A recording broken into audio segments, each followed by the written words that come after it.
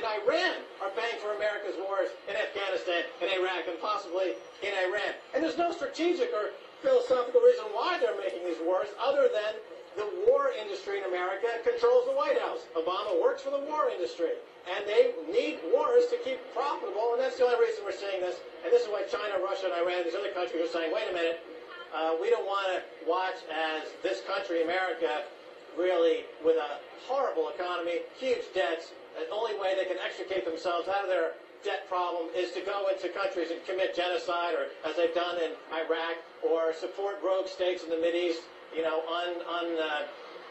undocumented rogue nuclear countries in the Mideast that people object to. So this is what we're seeing. But I think the timetable is going to be a lot sooner than what Robert Fisk is suggesting, 2018. I think we're going to see things developing a lot quicker.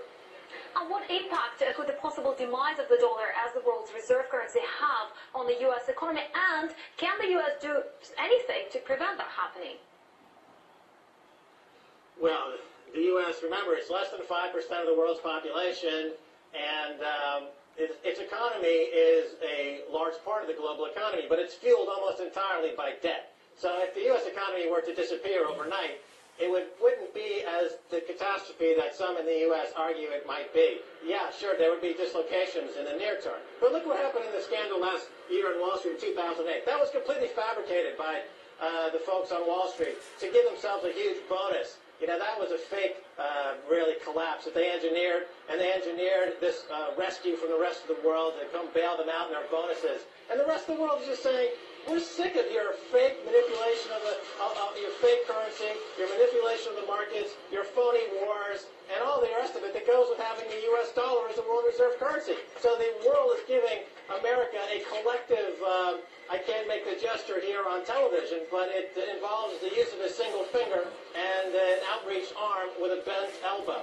Thank you very much for your comments. That was Max Kaiser, activist and former stockbroker. So basically, the world's giving the middle finger to America. That's what he's trying to say.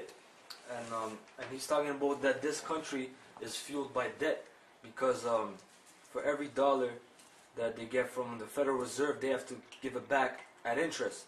Now, if you get that money from someone and you have to give it back, that's easy. But how do you give something back plus interest when you don't have that interest?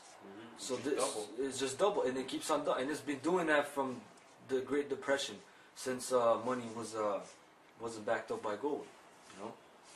Yeah. So get me Zephaniah 1 and 18,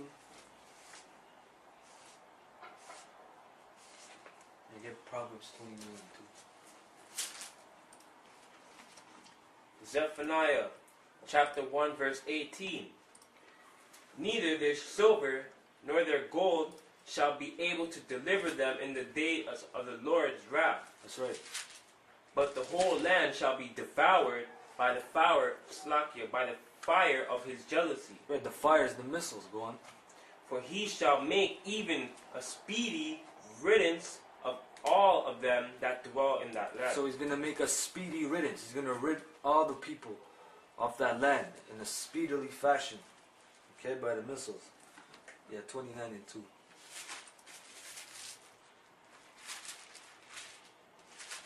Proverbs 29 verse 2. When the righteous are in authority, the people rejoice. So when the righteous are in authority, people are happy. People have jobs, people rejoice. Go on. But when the wicked bear it rule, the people mourn. And that proves that the white man's wicked. Because who's in rulership? The white man. And are people happy? Hell no. People are homeless. People are living in their cars, man. People are homeless, right? Huh? His own people are homeless. Yeah, his own people are homeless. So that shows that people mourn. People are angry, you know. And don't try to say Obama is the head, and he controls the world. He doesn't control shit, man. He's just a little puppet for the Rothschilds. So the wicked is the white man because everyone's mourning, man. Everyone's out of jobs, the inflation, hyperinflation, all this shit, you know. And give me Proverbs 11 and 4.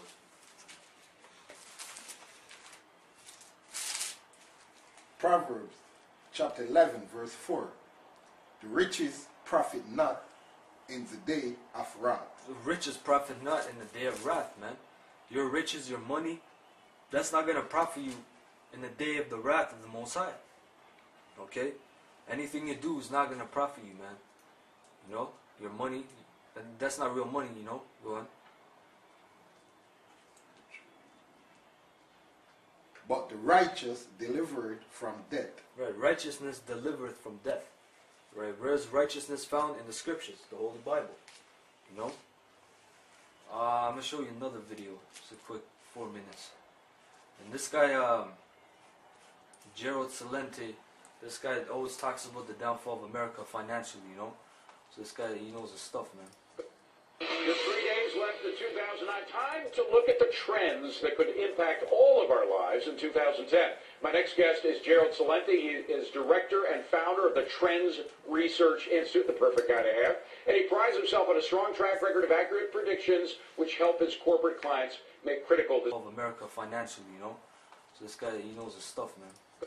Just 3 days left in 2009. Time to look at the trends that could impact all of our lives in 2010. My next guest is Gerald Celente. He is director and founder of the Trends Research Institute, the perfect guy to have. And he prides himself on a strong track record of accurate predictions which help his corporate clients make critical decisions. His company has a list of the top trends of 2010. Jerry, let's start with, well, first of all, Panic of 2008. You were spot on in the Panic of 2008. You talk about the crash of 2010. What's that about? Well, all this bailout and stimulus is going to be running out. We had the cash for clunkers. We've had all this real estate boost with the tax credits. We've had the stimulus. We had TARP. The money chain's running out. And it's global, by the way. $5.5 trillion worth of money has been dumped into the system to pump it up after the market collapsed in March of 2009. So after that money's spent, you think we're going to go right back to where we were? Going back to where we were, and worse, because now you have all this debt piled on top of it. You can't print phantom money out of thin air, backed by nothing and producing practically nothing without Well, you pay for it with inflation. Exactly. So how much Or inflation? devaluation. Maybe devaluation. The same thing. It has the same effect on the currency. It means we are going to be, the money we have in our pocket will buy a lot less. You got it. So how much less? How much are you talking? Hyperinflation, 1,000% a year? Maybe start at 40% less. 40%. That's what we're looking at. Well, what is that going to lead to in our society? The greatest depression that's coming along the line. Go back to the Great Depression. I'll tell you why it's worse. Back then, the government had trade surpluses. We had balanced trade. We didn't have negative. We were in the positive. The consumer wasn't $14 trillion worth of debt. It's a whole different story. And back then, when we got out of the Depression, what got us out? World War II, a manufacturing capacity. We don't have that anymore. Productivity right now is so much greater, infinitely greater than it was back then in terms of what computers can do. We're not going to have a dust bowl because we have the GPS systems that allow farmers to farm in the right way and everything. We don't have the productive capacity. We were a manufacturing giant back then. Now everything is coming from somewhere else. So we rebuilt the world during the war and after the war. But that's only a problem if we have protectionism, which you say we are going to start to have. It's already happening. We see tariffs on Chinese tires, on tubing. Over 200 trade barriers have been put up around the world.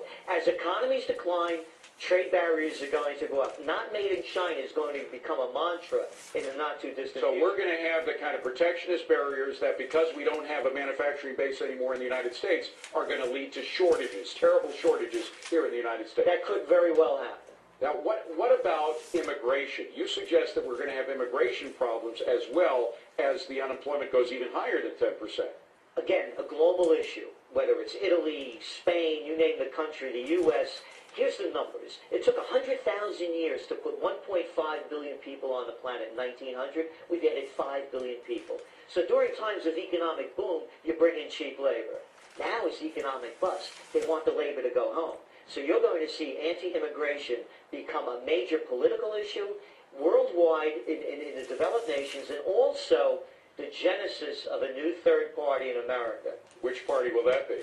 We don't have the anti-immigrant party, or no, what? It's going to have a number of.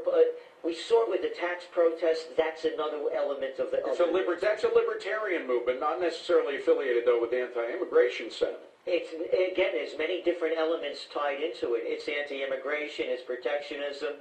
It's against big corporate. It's against foreign entanglements. It's against the Fed. It's against taxation without representation. So we are going to have a real third party that is going to be a contender with the Republicans and the We Democrats. believe so. And just for a little track record, I came out with a book, Trend Tracking, back in 1988.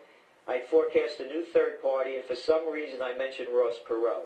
We're looking at that same kind of atmosphere, but juiced up to a much higher level. And now the